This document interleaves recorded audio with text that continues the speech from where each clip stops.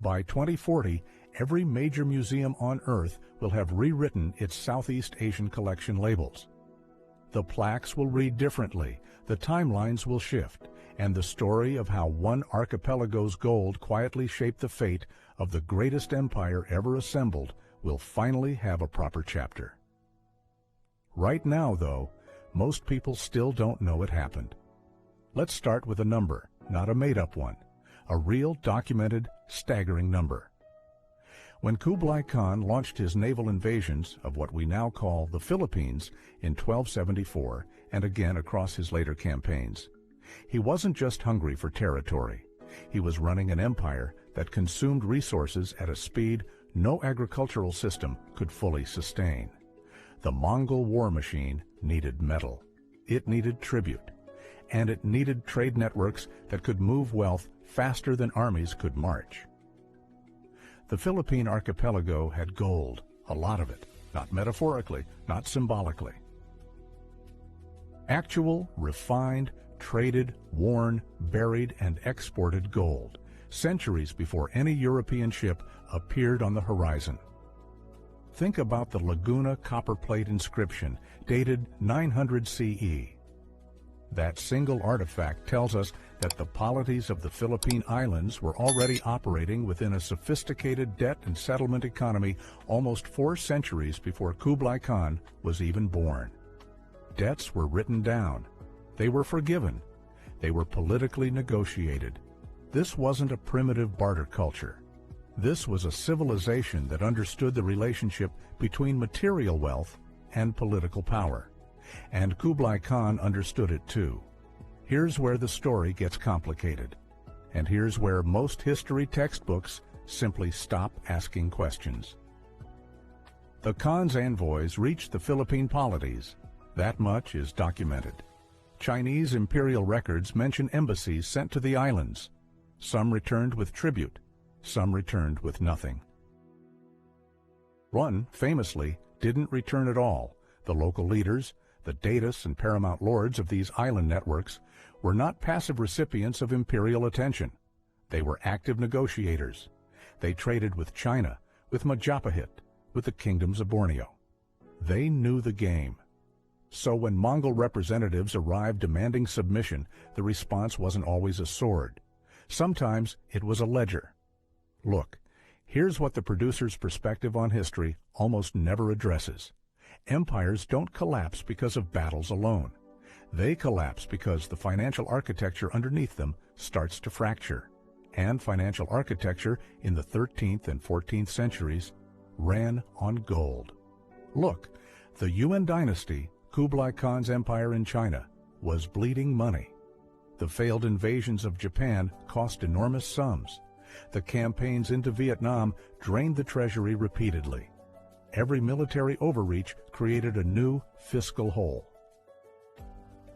And the court in Khanbalik needed inflows of precious metal to keep paper currency credible, to pay troops, to maintain the illusion of infinite imperial power. You know, stop. The Philippine gold trade fed directly into that system, not through conquest, through commerce. Stop. Think about that for a moment. The islands were never fully subdued. The Mongols attempted it and failed, partly because of weather, partly because of fierce local resistance, and partly because the math stopped working. An archipelago is expensive to occupy. Islands don't surrender the way plains do. You can't ride a cavalry charge across open water. So the Yuan court did something that empires always do when military force proves too costly. They shifted to economic pressure, trade agreements, tribute frameworks, the kind of arrangements that look like diplomacy from one angle and look like extraction from another. And here is the detail that changes everything, the detail that the official histories, both Chinese and later colonial ones, chose not to emphasize. Some of those arrangements involved debts that the Philippine polities incurred in exchange for trade access, protection, and political recognition from the Yuan court. And at a certain point, Kublai Khan's successors found it more useful to erase those debts than to collect them, not out of generosity, out of strategy. A creditor who forgives a debt doesn't lose power. They convert financial power into political loyalty. If you owe me gold and I tell you to keep it, now you owe me something far more valuable. You owe me alliance. You owe me silence. You owe me a version of history that doesn't make me look desperate. The Yuan dynasty was, by the late 13th century, extremely desperate, and this is the mechanism that explains why the story got erased. Not through burning records, not through dramatic suppression. Through the quieter, more effective method of simply making it irrelevant to the people who wrote things down. Wait a second. The Chinese court historians recorded tribute and victory.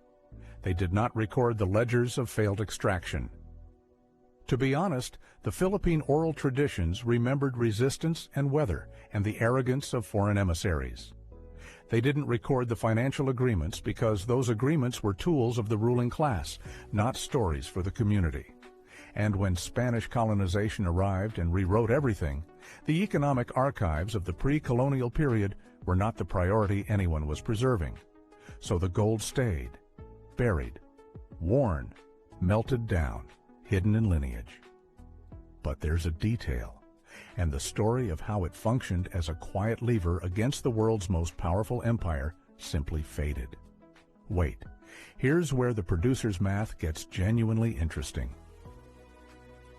If you run the numbers on what the Philippine polities actually possessed, and we can approximate this through archaeological records, through the documentation of later Spanish observers who encountered local gold hoards and described them with barely concealed shock through the records of Chinese traders who visited these islands regularly.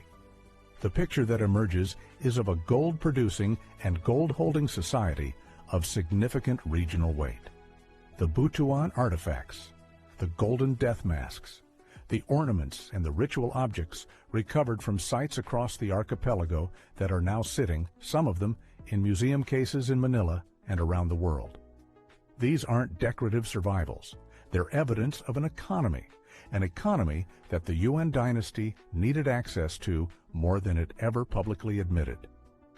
You know, and here is the open question that every historian of this period should be sitting with right now. If the Philippine polities were wealthy enough to be worth sustained Mongol diplomatic attention, not one envoy, but repeated embassies, and if the UN court ultimately chose economic accommodation over military conquest, what does that tell us about the actual power balance in that relationship? Because the standard framing is the Mongols tried, failed due to typhoons, and moved on. The Philippines got lucky with weather. The more honest framing might be, the Mongols tried, did the financial math, discovered that the cost of conquest exceeded the value of the gold they could extract through force, and chose instead to build a trade and tribute relationship that would quietly funnel resources into the Yuan economy through commerce. A relationship that, when the Yuan dynasty began its internal collapse in the mid-14th century, was quietly dissolved, debts forgiven, records de-emphasized, the whole arrangement buried under the noise of a dying empire. Moving on. The weather story is tidier. Empires prefer tidy stories. By the way, the debt story is messier and much more interesting. Let's say, here's what the futurist in me sees coming. As Philippine historians, archaeologists, and institutions continue the work of recovering pre-colonial material culture, and the pace of this work is accelerating, the economic picture of the pre-colonial archipelago is going to become undeniable. The gold isn't metaphorical. The trade networks were real. The political sophistication of the Datus and paramount lords who negotiated with UN emissaries was genuine and documented. Think about it. The generation of Filipino scholars working right now in universities in Manila, in Cebu, in diaspora institutions across the globe, is assembling a version of pre-colonial history that doesn't begin with Spanish arrival. It begins earlier, much earlier. And it places the Philippine archipelago inside a regional economic web that connected it to China, to the Malay kingdoms, to the gold routes of maritime Southeast Asia, in ways that made the islands genuinely significant on a hemispheric scale. Within a decade, this will not be a fringe academic argument. It will be the mainstream one. And the Mongol chapter of that story, the chapter about economic leverage, about debts forgiven for political reasons, about gold that flowed through trade networks and quietly undermined the financial credibility of a crumbling empire, will be the part that surprises people the most. Because it doesn't fit the image of the Philippines as a passive object of history. It fits an entirely different image, one of an active participant, a sophisticated player. A cult. It means that the story of Philippine pre-colonial history, including its financial entanglement with the greatest empire of the medieval period, is not a story that's lost. It's a story that's recoverable. The artifacts exist. The inscriptions exist. The Chinese records, partial and court-filtered as they are, exist. The work being done right now by historians and archaeologists across the archipelago is not filling in gaps. It's dismantling a framework that was never designed to tell this story honestly. The Mongol Empire collapsed for many reasons. Gold was one of them, and some of that gold was Filipino. That's not a small thing. That's not a footnote. That's an origin story.